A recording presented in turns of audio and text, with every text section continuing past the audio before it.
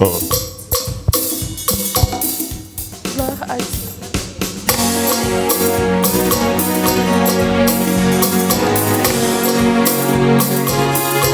La joie.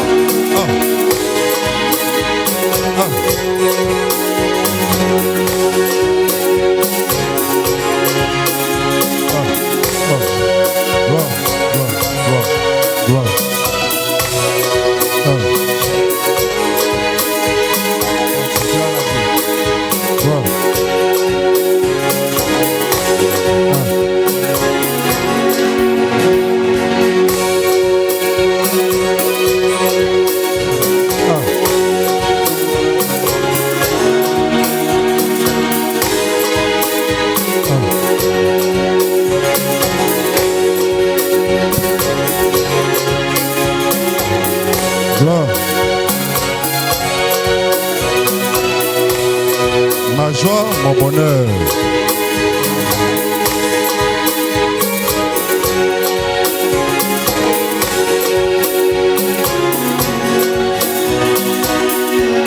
Ma joie, mon bonheur. Ma joie, mon bonheur, c'est toi, Jésus. Car il n'y a aucun sauveur comme toi. Oui, toute ma vie, c'est toi, Jésus. Dans où les combattants me rassurent.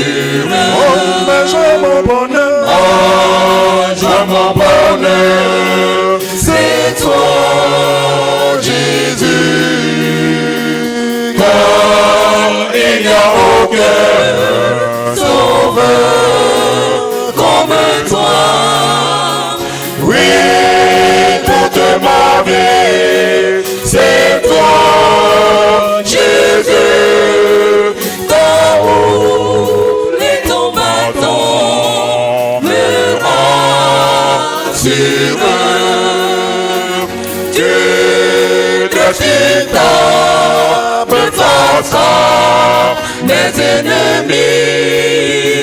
Tu me gardes, tu me bénis abondamment. Dans les épreuves, c'est toi qui me soutiens et me protège. Dans mon bonheur, c'est toi, Jésus. Tu dessines ta face à mes ennemis. Tu me gardes, tu me bénis abondamment. Dans les épreuves, c'est toi qui me soutiens et me protège. Ma joie, mon bonheur, c'est toi, Jésus.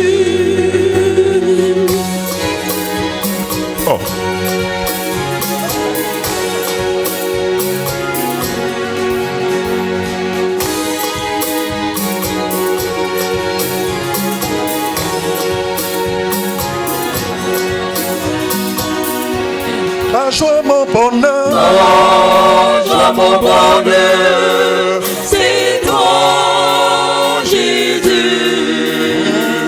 Car il n'y a aucun sauveur comme toi. Oui, toute ma vie, c'est toi, Jésus. Dans où les combattants me rassurent. Oh, ma joie, mon bonheur. Ma joie, mon bonheur, c'est toi, Jésus. Car il n'y a aucun sauveur comme toi. Oui, toute ma vie, c'est toi, Jésus. Dans où les combattants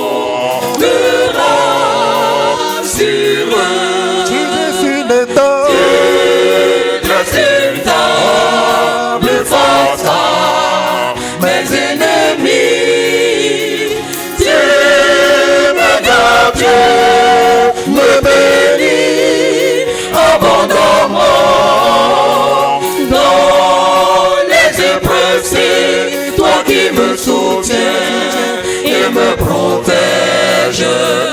Ma joie, mon bonheur, c'est toi, Jésus.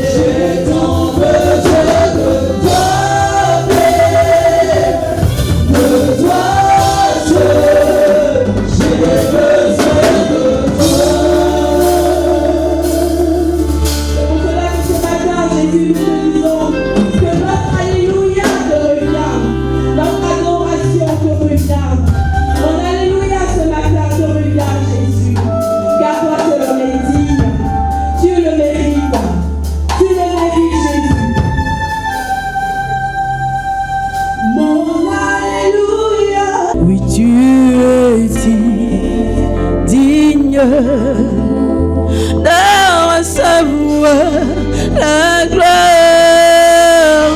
Tu es digne de recevoir la gloire.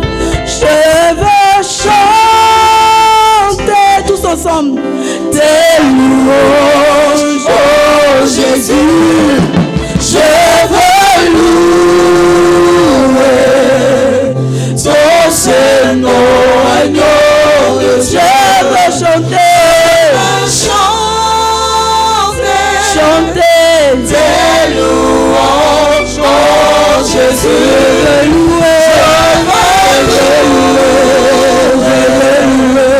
Ton Saint-Nom, agneau de Dieu, tu es digne de recevoir la gloire. de recevoir la Tu es digne de recevoir l'honneur. Tu es digne Alléluia. de recevoir Tu es digne d'être magnifié.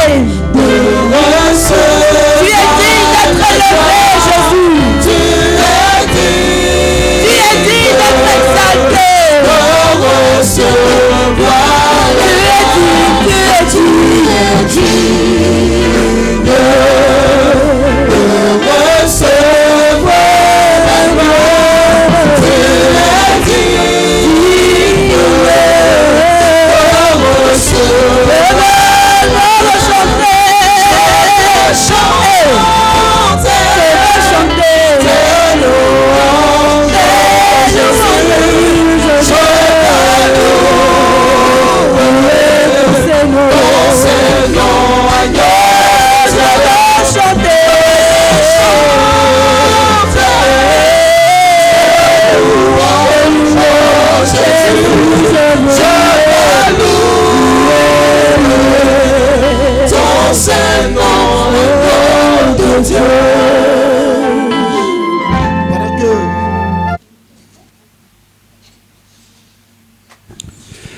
Nous te rendons grâce et nous te bénissons, notre Dieu et notre Père.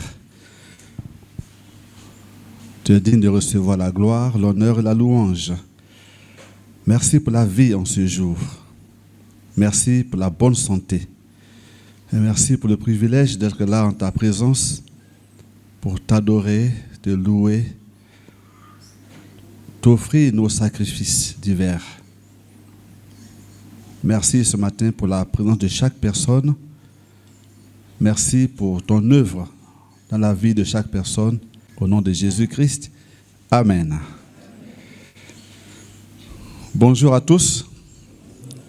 Bienvenue à ce culte du dimanche 15 octobre 2023.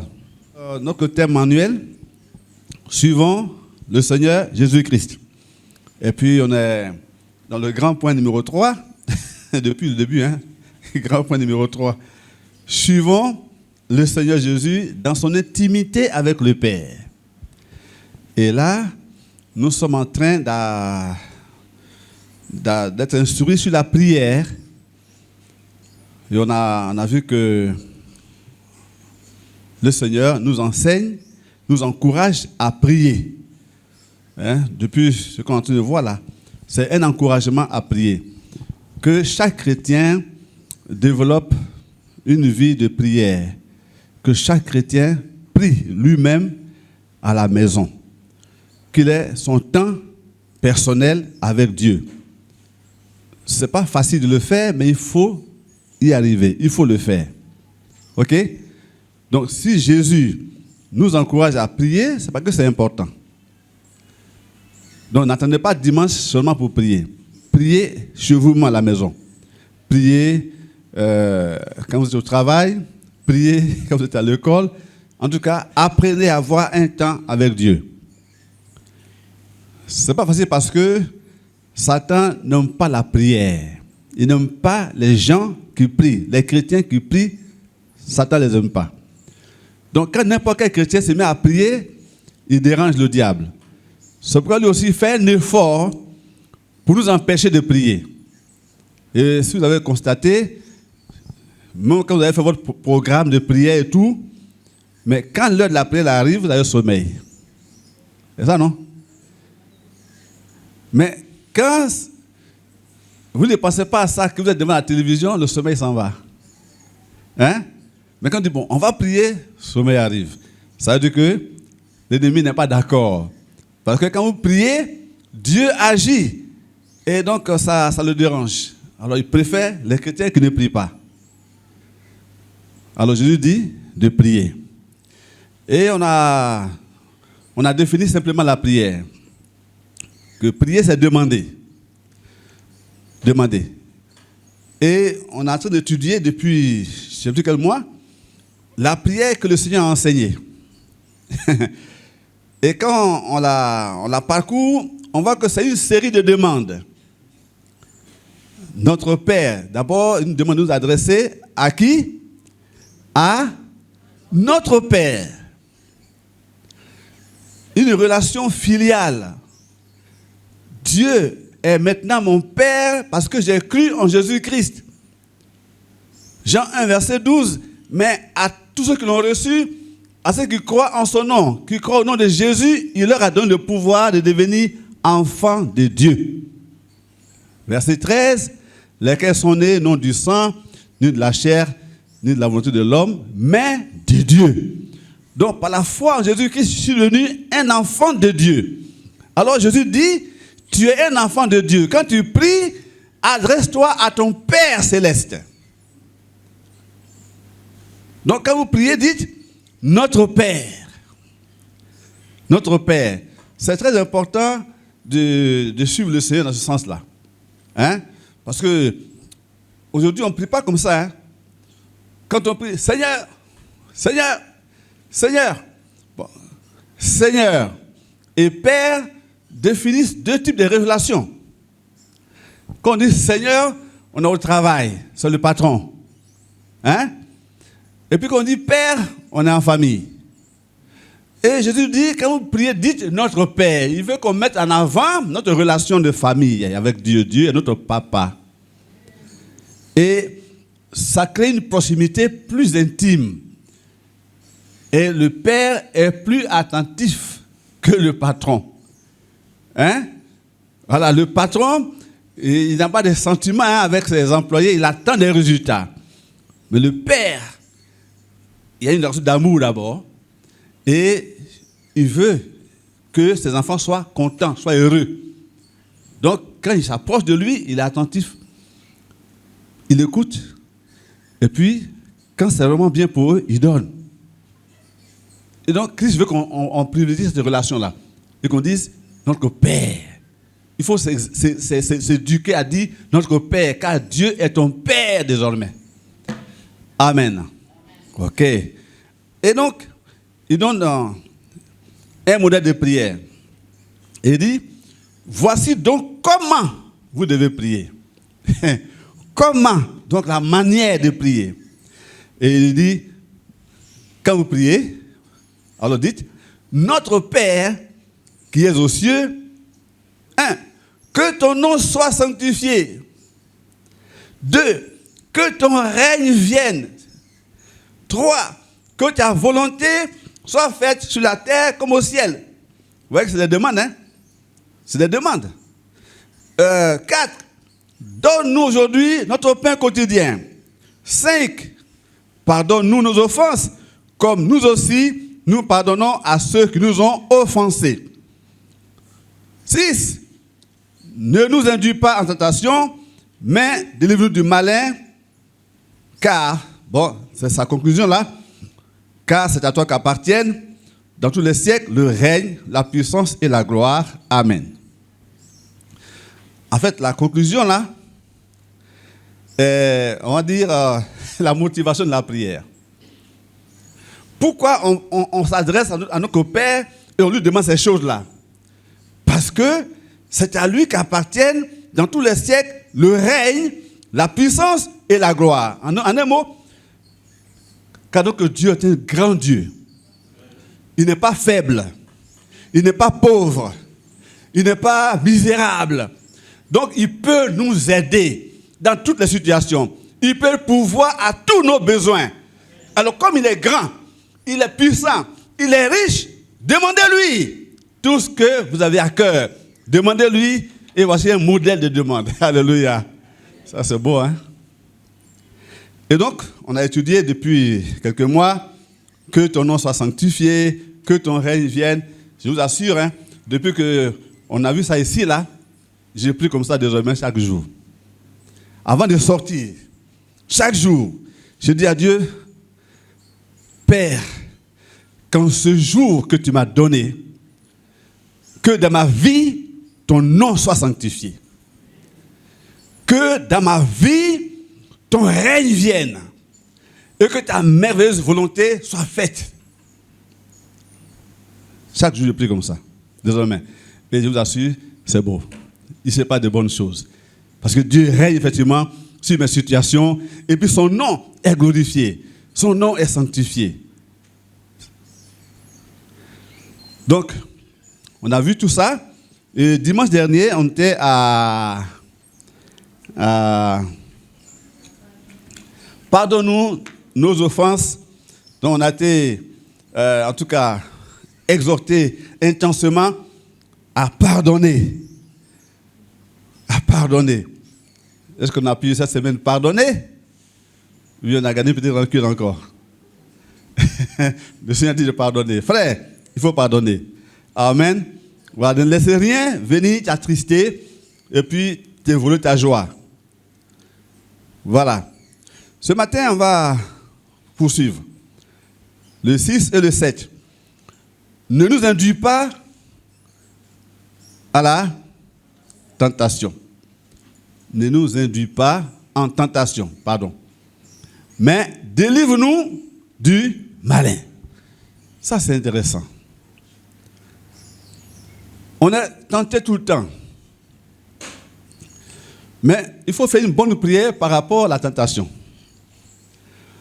La tentation, c'est le fait que Satan est en train de nous tendre un piège, de nous apporter une séduction pour que nous puissions pécher contre Dieu. Donc, être tenté, ce n'est pas pécher, puisque c'est une tentative du diable de nous faire pécher. Mais nous devons prier et demander le secours de notre Père Céleste face à la tentation.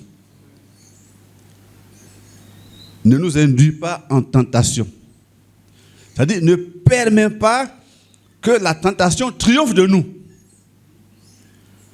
Ne nous soumets pas au pouvoir de la tentation. Donc, fasse que, quand nous serons tentés, nous puissions avoir la victoire. Donc, on peut prier comme ça. Mais délivre-nous du malin. C'est intéressant, hein, ça, cette prière-là. Vous voyez, par rapport au combat contre le diable, là, le diable vient nous séduire. Il nous attaque dans nos pensées. Il nous attaque, il crée en nous des convoitises, tout ça. Il met à nous la pression. Il met sur nous la pression. Comment s'en sortir? Eh bien, il faut demander le secours du Père Céleste. Ne nous soumets pas à la tentation, mais délivre-nous du malin. Amen. Délivre-nous du malin. C'est ça. Donc, dans la prière, demande le secours au Seigneur et tu vas voir qu'il va te sortir de la tentation à laquelle tu es exposé. Prie dans ton cœur. Tu es dans le feu de l'action. La chose ne se passe devant toi. La séduction est devant toi. Prie dans ton cœur.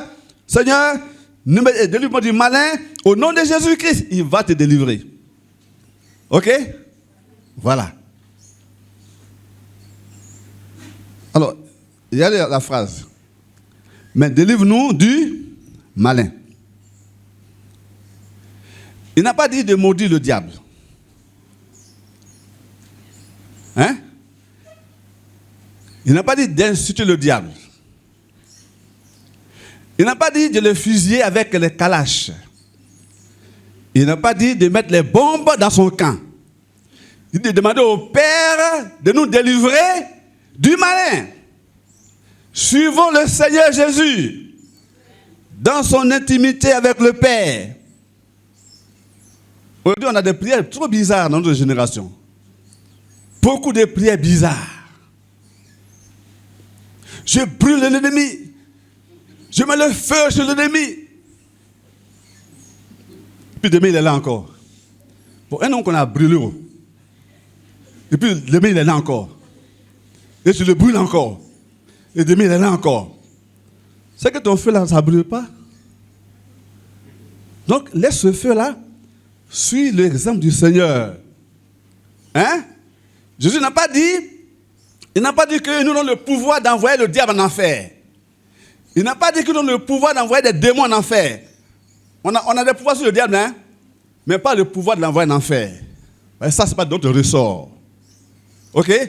Parce que Satan a encore de beaux jours devant lui sur la terre. Il a encore du travail à faire. Et bientôt, on verra le temps de Satan.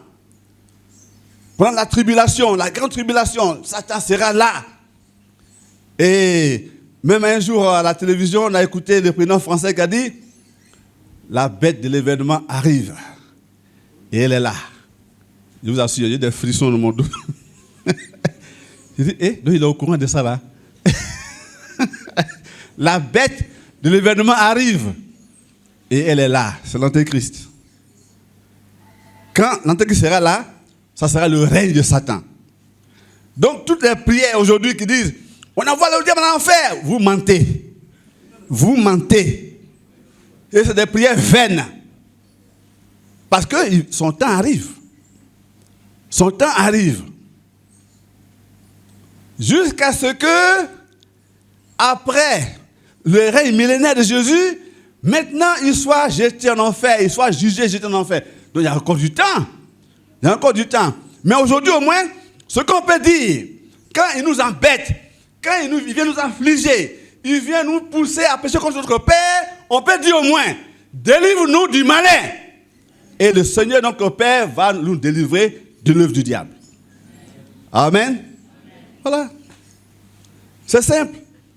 Au lieu de se débattre et inventer des prières, ça c'est terrible. Suivons simplement ce que Jésus a enseigné. Suivons-le. Et on va expérimenter Dieu. Délivre-nous du malin. Délivre-nous du malin. Chacun de nous a attaché à son cœur des péchés, des convoitises pécheresses. Souvent, on appelle ça faussement faiblesse.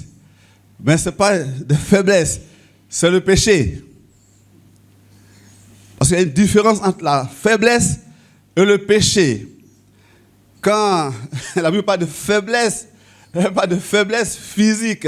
C'est-à-dire que, comme Paul il avait une faiblesse physique. Il semblait qu'il avait des problèmes de Dieu. Et ça faisait qu'il n'était pas à l'aise devant les gens. Ça l'humiliait. Il a dit aux Galates que quand les Galates l'ont vu, ils ont voulu s'arracher eux-mêmes leurs yeux pour lui donner. Parce que ce n'était pas joli à voir. Mais il ne pouvait pas. Et donc, il était là, avec cette faiblesse physique des yeux là, mais quand même il prêchait. Et il a dit à Dieu de le délivrer pour qu'il ait vraiment un beau visage, une belle apparence. Et Dieu lui a dit non, c'est dans ta faiblesse que ma puissance s'accomplit. Dans ta faiblesse là, ma grâce te suffit. Amen. Donc la faiblesse, ce n'est pas un péché.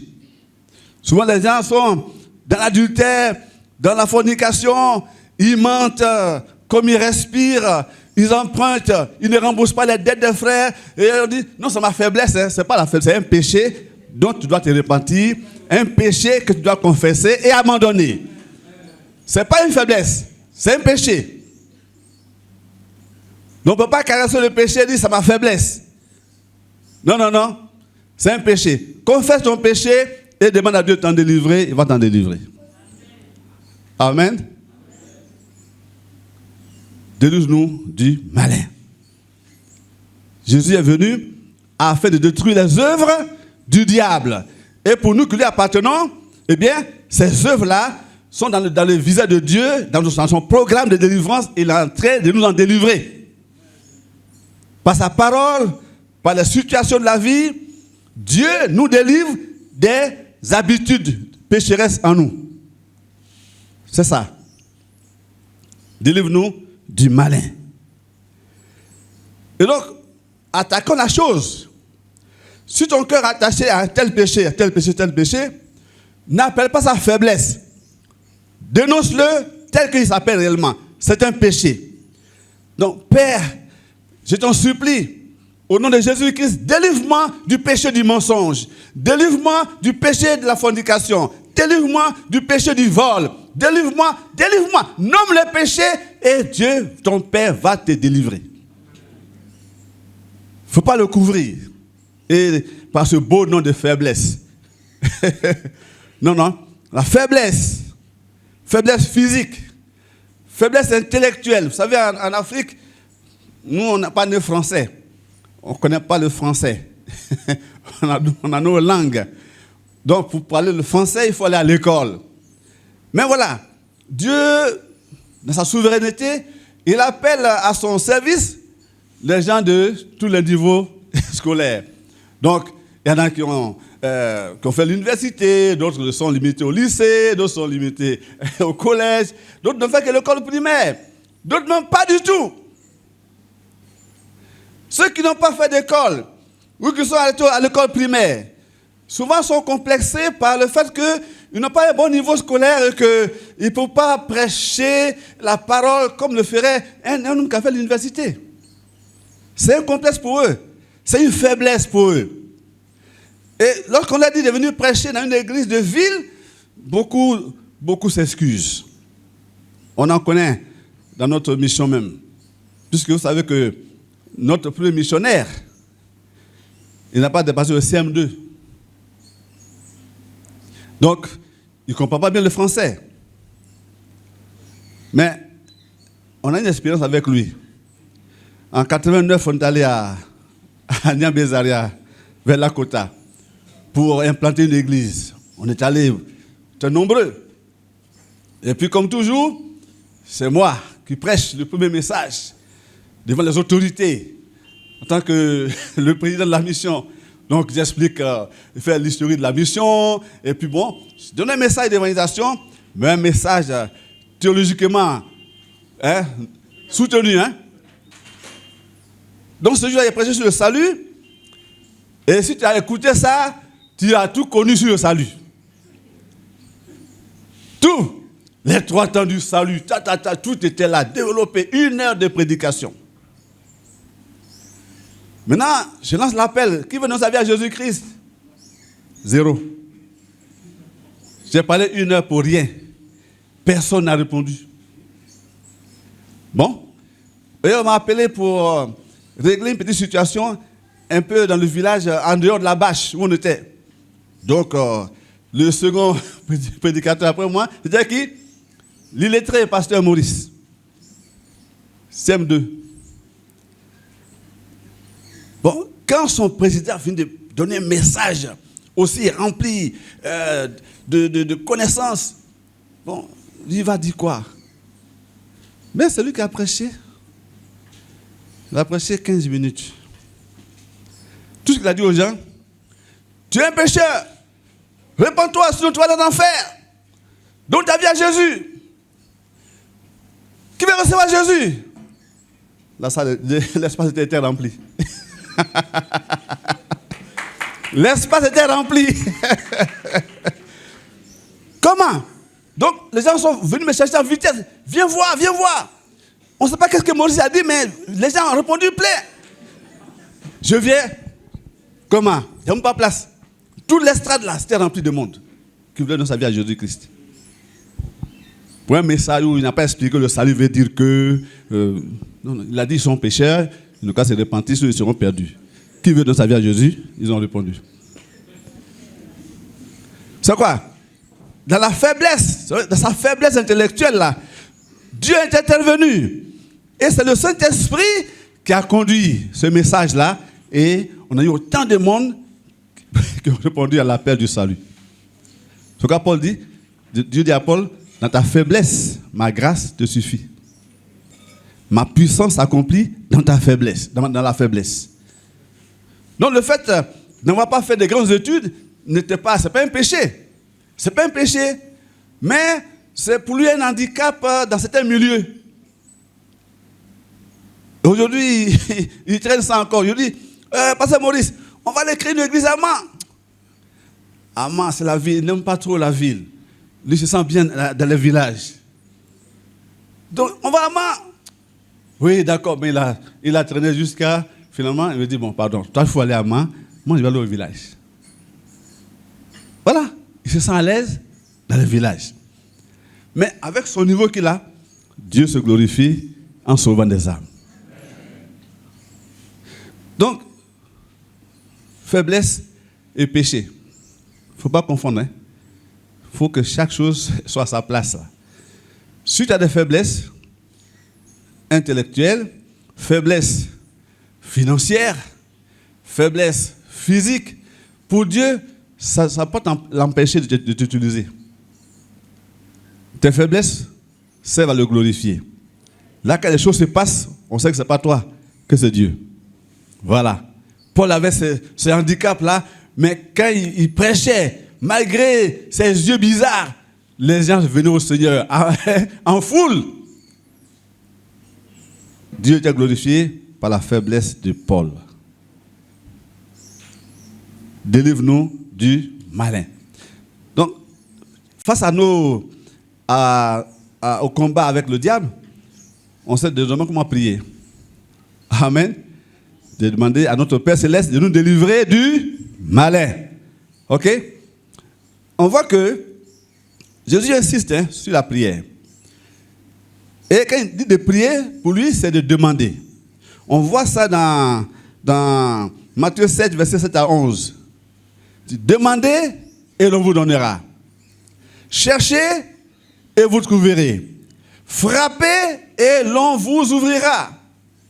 Lequel de vous donnera une pierre à son fils s'il demande du pain? Ou s'il demande un poisson, lui donneras-tu un serpent?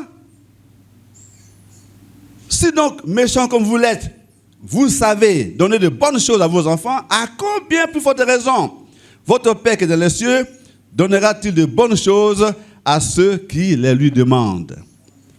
Prier, c'est demander. Jésus insiste sur ce fait-là, de demander. De demander. Il dira même dans Jean 7, verset 24, jusqu'à présent, vous n'avez rien demandé à mon nom. Demandez et vous recevrez, afin que votre joie soit parfaite. Demandez. Beaucoup de problèmes dans le cœur, mais qu'on n'a jamais montré à Dieu, notre Père. Jamais. Beaucoup de désirs, on n'exprime rien. Et on souffre à l'intérieur. C'est pas bon. Jésus dit, demande à ton Père, il va t'écouter, il va t'exaucer. Demandez. Pourquoi? Parce que notre Père est bon. Dit, notre Père est bon. Et il n'a pour nous que des pensées bonnes. Dans son cœur, pour nous, aucune pensée mauvaise. Aucun mauvais projet n'habite en lui. Il nous donne parce qu'il nous aime. Et il nous aime, et comme il a dit en Jérémie, il a pour nous des projets de paix et non de malheur, pour nous donner un avenir et de l'espérance. Jésus, notre Seigneur, nous encourage à persévérer dans la prière. Prier sans cesse. Prier sans cesse. Et là, il nous donne deux exemples. Le premier dans Matthieu 15, verset 21 à 28. Matthieu 15, verset 21 à 28. Et le second dans Luc 18, verset 1 à 8. Dans ces deux cas-là, c'était deux femmes qui priaient. La première priait pour qu'il délivre son enfant qui était possédé d'un esprit malin. Le Seigneur a fait comme s'il ne va pas l'exaucer, mais elle a insisté. Elle a insisté. Elle a insisté. Et il a dit, bon, qu'il n'est pas venu pour tout le monde, il est venu pour les brebis perdues de la maison d'Israël. Elle a insisté encore. Et pour la décourager, il dit, il ne peut pas donner ce qui est réservé aux enfants là, donne ça aux chiens. Et elle dit, même les chiens mangent ce qui tombe de la table. Moi, je veux ce qui tombe de la table là. Et quand elle a dit ça, il a dit, vraiment, cette femme-là, elle a une foi. Quelle foi! Et donc, il nous instruit à propos d'elle, de faire comme elle. Tu demandes, et ça tarde. Tu demandes, Dieu tarde. Tu demandes, Dieu tarde. Continue! Continue! Continue comme cette femme, persévère, jusqu'à ce que la requête, la réponse tombe. Alléluia. Et il parle de la femme qui avait un problème au tribunal avec le juge unique. Rendez-vous sur rendez-vous. Venez lundi prochain. Quand il va lundi prochain, il n'est même pas là. Venez, elle repart l'autre lundi encore. Venez dans 2 mois. Dans 2 mois, elle part. Venez dans 5 mois. Elle continuait toujours. Finalement, le gars était fatigué de la voir devant lui à chaque rendez-vous. Il a dit, bon, je vais lui donner ce qu'elle veut, comme ça, je serai tranquille. Et là, le Seigneur parle de la persévérance de la prière. Donc, frère, il ne faut pas abandonner. Si tu n'as pas encore été exaucé, n'arrête pas. Continue. Continue. Ton Père Céleste veut forger en toi un caractère persévérant. Voilà pourquoi il met du temps. Alors persévère. Persévère. Persévère. Alléluia. Persévère, bien-aimé. Voilà. Et puis, le Seigneur veut que nous comprenions que c'est important de s'adresser au Père. Parce que lui-même, quand il priait, il disait toujours Père. N'est-ce pas? Il n'a jamais dit Seigneur, hein? Il dit Père. On voit ça dans Jean chapitre 17. On voit ça aussi dans Luc 22, verset 39 à 45. Chaque fois que Jésus veut prier, il dit Père. Père. Père Saint. Père. Il a toujours parlé au Père. Frère, ayons compris cette grâce-là. Et utilisons-la. Que nous, comme ça, Dieu nous appelle ses enfants, c'est une grâce. Et donc, servons-nous-en. Servons-nous-en. Et parlons à notre Père. Parlons à notre Père. Il faut parler à notre Père. Si tu es enfant de Dieu, sois à l'aise de parler au Père. Amen. Tu verras que ta prière sera encore plus efficace. Je dis bien, tu verras qu'elle sera plus efficace. Notre génération change les choses. Mais les choses de la parole de Dieu, c'est des choses éternelles. On n'a pas besoin de modifier. Je te dis, quand vous priez, dites notre Père. Et lui-même, quand il prie, il dit Père. Donc, il n'y a pas d'autre solution, frère. On s'adresse au Père. Relation filiale. Relation de famille. Nous sommes membres de la maison de Dieu. Nous sommes les enfants de Dieu. Dieu est notre Père. Et c'est le Dieu tout-puissant. Celui qui règne. Celui qui est dans la gloire. Celui à qui tout appartient. Quel privilège. Parlons au Père. Parlons au Père. J'ai entendu dire que quand on prie le Père, ça met du temps pour être exaucé. Mais quand on prie le Saint-Esprit, c'est vite répondu. Et vraiment, les chrétiens sont compliqués. Alors on veut réécrire la Bible. Or, quand on lit la Bible même là, nous voyons que non seulement Jésus nous dit de prier le Père, que lui-même aussi a prié le Père. Pourquoi? C'est plus intime, c'est plus efficace. Lisons quelques versets qui nous enseignent sur la prière. Romains 8, verset 26 et verset 27. Il dit, de même aussi, l'Esprit nous aide dans notre faiblesse, car nous ne savons pas ce qu'il nous convient de demander dans nos prières. Mais l'Esprit lui-même intercède par des soupirs inexprimables. Et celui qui sonde les cœurs connaît quelle est la pensée de l'Esprit, parce que c'est selon Dieu qu'il intercède en faveur des saints. Là, Paul dit quoi? Que quelquefois, on est un peu embrouillé, on a des problèmes, on ne sait pas comment exprimer ça à Dieu. Hein? C'est en ce moment que le Saint-Esprit, dans le secret de nos cœurs, prend le relais et lui-même prie pour nous. si vous avez bien constaté, vous allez voir qu'il y a des choses, des problèmes, des besoins que vous n'avez pas ouvert la bouche pour exprimer à Dieu dans la prière. Et puis quand même, ça a été exaucé. N'est-ce pas? Vous n'avez fait que penser à ça. Vous avez pensé à ça. C'était un fardeau. Nous n'avons pas prié pour ça. Et pourtant, la chose est venue. Pourquoi? Parce qu'en nous, il y a un autre intercesseur que le Saint-Esprit. Amen. On dit, il intercède par des soupirs inexprimables. Donc des choses qu'on n'entend même pas. Mais sa parole porte. Pourquoi? Parce que l'Esprit Saint, c'est Dieu. Il est la troisième personne de la divine Trinité. Donc, il connaît quelles sont les pensées du Père. Il sait qu'est-ce que le Père peut exaucer. Et donc, nous, il prie en notre faveur selon la volonté du Père. Et c'est pourquoi on n'a pas ouvert la bouche, mais la réponse est là. Alléluia. Voilà. Donc, l'Esprit prie pour nous. Nous, on n'a pas à le prier. L'Esprit prie pour nous. Ok. Deuxième verset. Philippiens 3, verset 3. Car les circoncis, c'est nous qui rendons à Dieu notre culte par l'Esprit de Dieu, que nous glorifions en Jésus-Christ et qui ne mettons point notre confiance en la chair. Paul dit quoi ici? Que les circoncis, c'est nous qui rendons à Dieu notre culte par l'Esprit de Dieu. Voilà.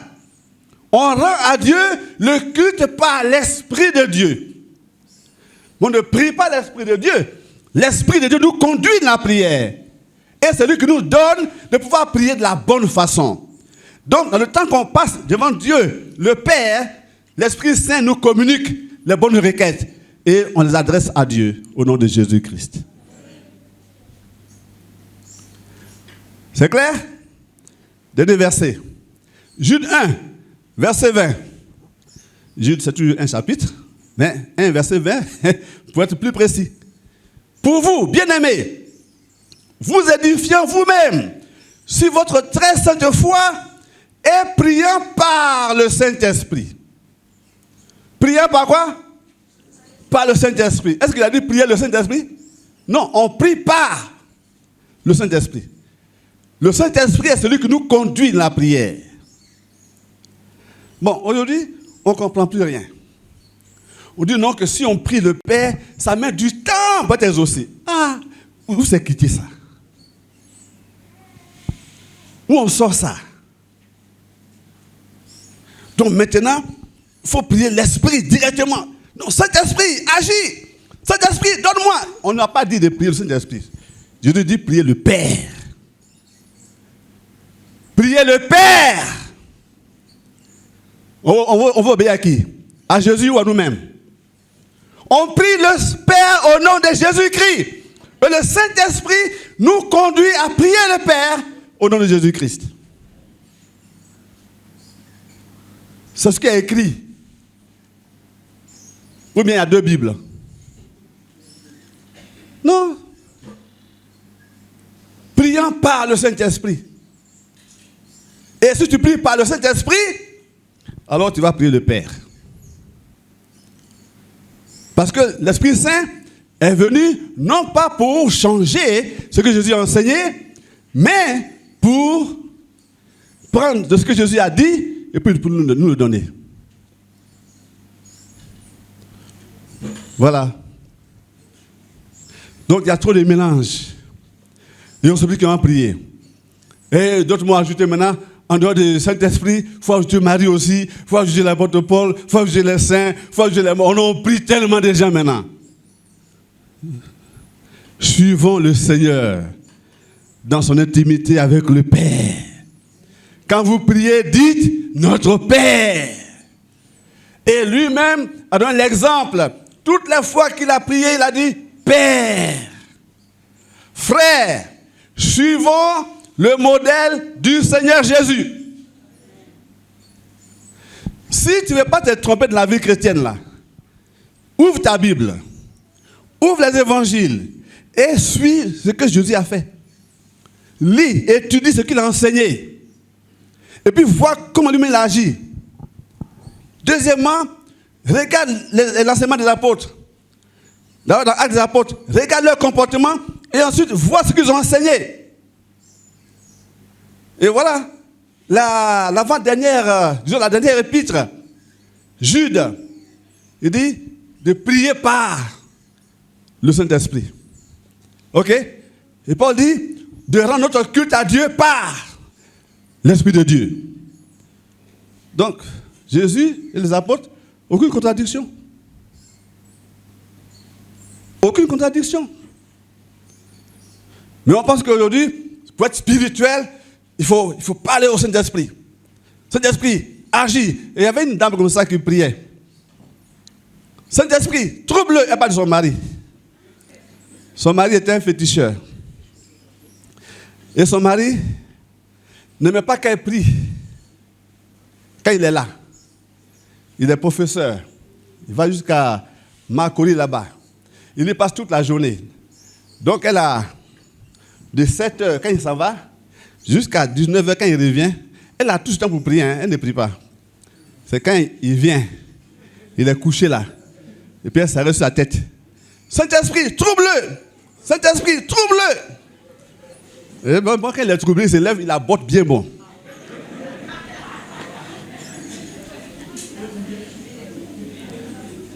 Un soir, je fais ça.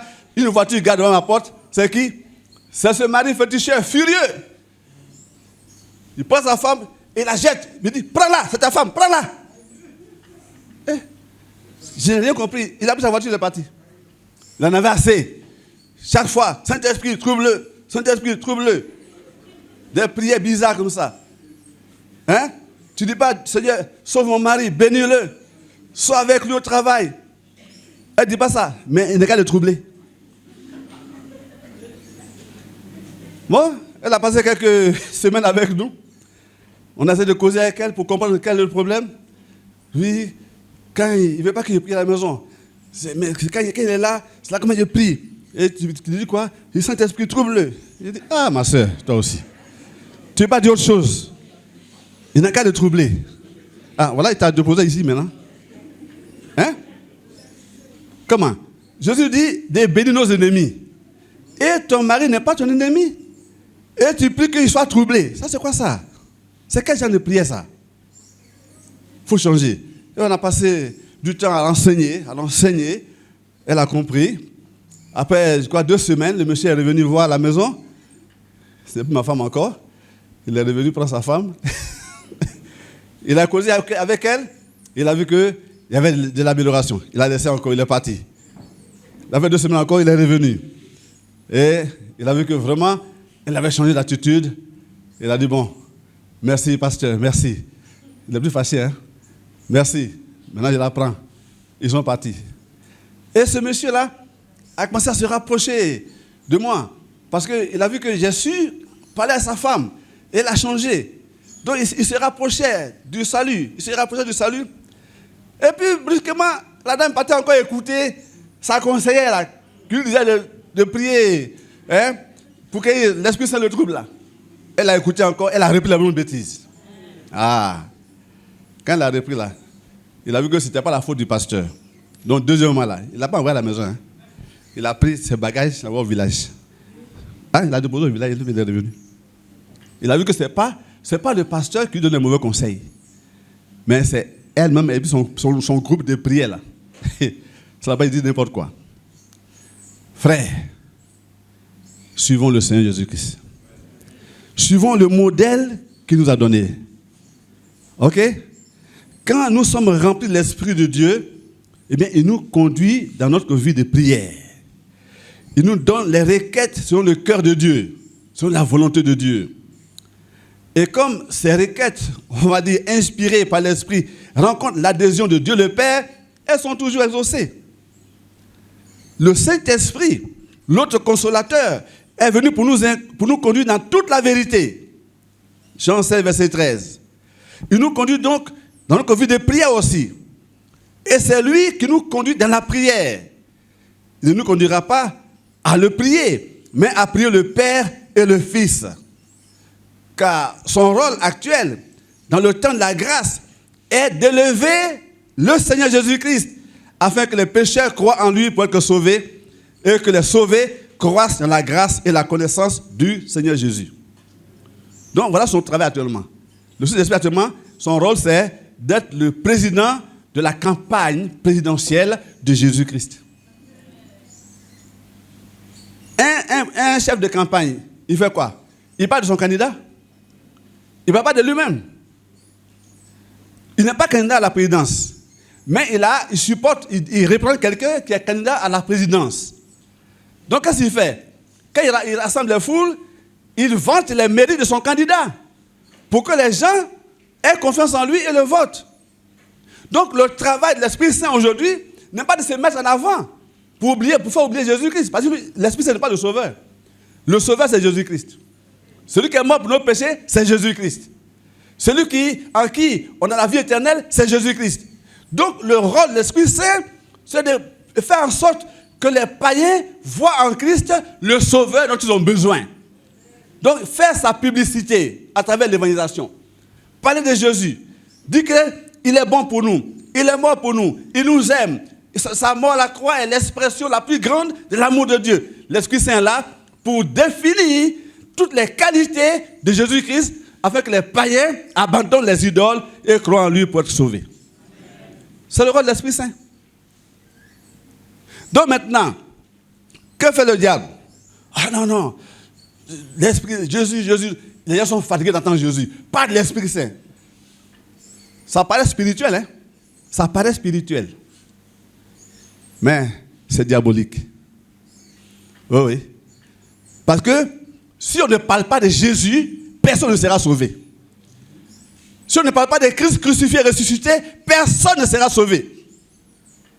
Si on sait tout sur l'Esprit Saint, oui, il donne parler en langue, oui, il fait les miracles, oui, il fait ceci, oui, on sait tout ça.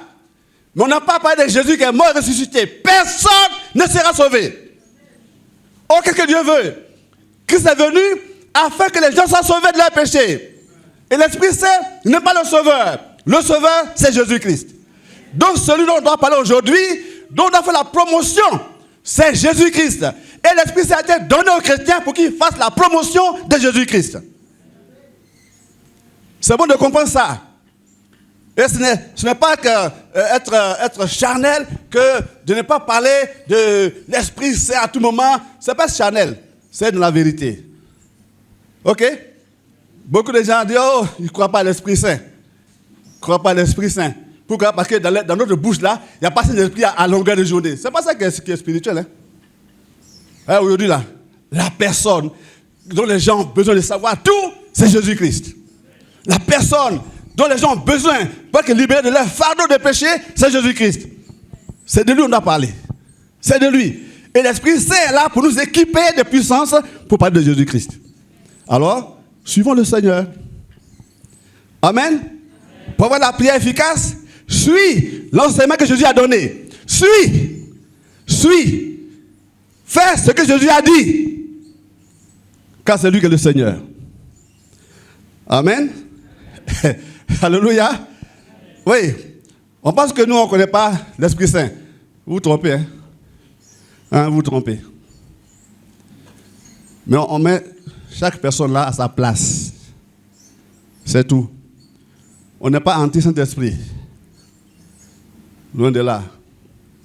Pourquoi? C'est lui qui nous équipe pour servir le Seigneur. C'est lui qui nous remplit de force pour pouvoir servir le Seigneur. C'est lui qui nous remplit de force pour endurer la souffrance au nom de Jésus-Christ. Qui peut se passer de l'Esprit Saint? Mais il n'est pas le sauveur. Il n'est pas le sauveur. Ok? C'est pas lui qui exauce. C'est le Père qui exauce. Et Jésus a dit, quand vous priez, dites, notre Père. Prie ton Père. Et ton Père qui va dans le secret, te le rendra. Prie ton Père. Amen. Très important.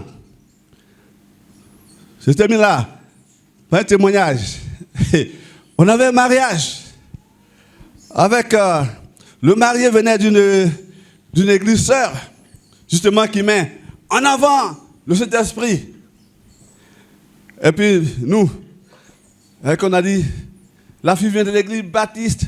Oh, lui aussi. C'est là qu'il a baptisé les femmes. Baptiste. Il ne croit pas à l'Esprit Saint. Donc, qu'est-ce qu'on fait? On fait le programme du mariage. Et je devais faire la prédication. Encore, c'est un baptiste qui a prêché. Donc, le pasteur, il ne vient pas. Il attend qu'on finisse tout le scénario. Et puis lui, à la fin, il va venir faire sa cérémonie de bénédiction. Parce qu'il ne peut pas écouter un pasteur baptiste qui n'a pas l'esprit. C'est vrai qu'il désigne qui a l'esprit, qui n'a pas l'esprit. Donc, quand je suis venu, on chantait. Bon, on va écouter le message. L'autre pasteur n'est pas venu. Je dis, je ne prêche pas tant qu'il n'est pas là. Donc, s'il doit venir à 19h, on va attendre 19h. Nous on dit, le pasteur Baptiste dit qu'il ne prêche pas tant que tu n'es pas là. Il est obligé de venir. Et j'ai fait quoi? J'ai pris son terrain. Le Saint-Esprit et le mariage. Lui-même, il n'a jamais entendu ça. Lui-même, il n'a jamais entendu ça. Le Saint-Esprit et le mariage. Et j'ai pris Ephésiens 5, verset 18, jusqu'à Ephésiens 5, verset 31. Et je leur montre que sans la plénitude de l'Esprit Saint, la vie conjugale là, que la Bible nous présente là est impossible. Que pour être un bon mari chrétien, il faut être un mari chrétien plein de l'Esprit Saint. Pour être une bonne femme chrétienne, il faut être une femme chrétienne pleine de l'Esprit Saint. Sans cela, les recommandations que Paul a données là, personne ne peut les respecter. Femmes, soyez soumises en toutes choses à votre mari. Qui peut faire ça? Qui peut faire ça en toutes choses quand on connaît aussi des maris? Et on est soumis en toutes choses à certains maris. C'est pas possible. C'est pas possible. Marie, aimez vos femmes comme Christ a aimé l'église. Et c'est livré du monde qui est. Quand il m'a dit qu'il est prêt à mourir pour sa femme ici. Donc, je leur montre que ces recommandations s'adressent à l'homme spirituel. Ce n'est pas à l'homme charnel. Et que pour qu'on ait un mariage chrétien réussi, qui glorifie Dieu, il faut être rempli du Saint-Esprit. Ouh. Mon ami était bouleversé. Non, il ne s'en revenait pas. Mais vous êtes de quelle église baptiste? Ah, là, c'est un baptiste spécial, là. il était devenu tout humble. Mais voit un respect incroyable. Et il vient, il dit, je suis 100% d'accord avec le message du pasteur. Que ce message-là, on n'a jamais entendu ça dans un mariage. Très bien. Non, il ne faut pas juger les gens de l'apparence. Hein. On est calme, non? Mais ça ne va pas dire derrière. Hein? Jésus vient en nous. Amen. Jésus vient en nous. Notre souci seulement, c'est de faire ce que Jésus a fait. C'est de le suivre dans ce qu'il a enseigné. OK?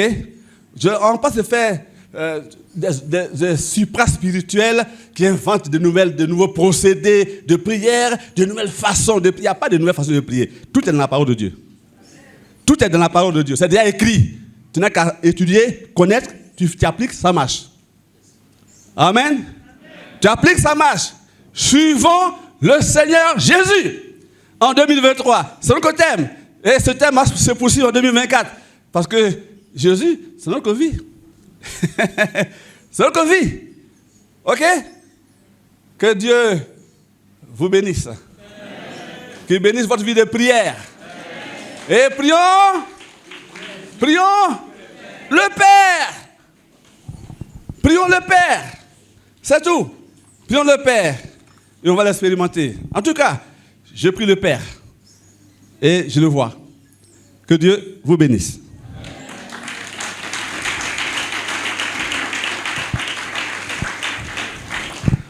On va se lever.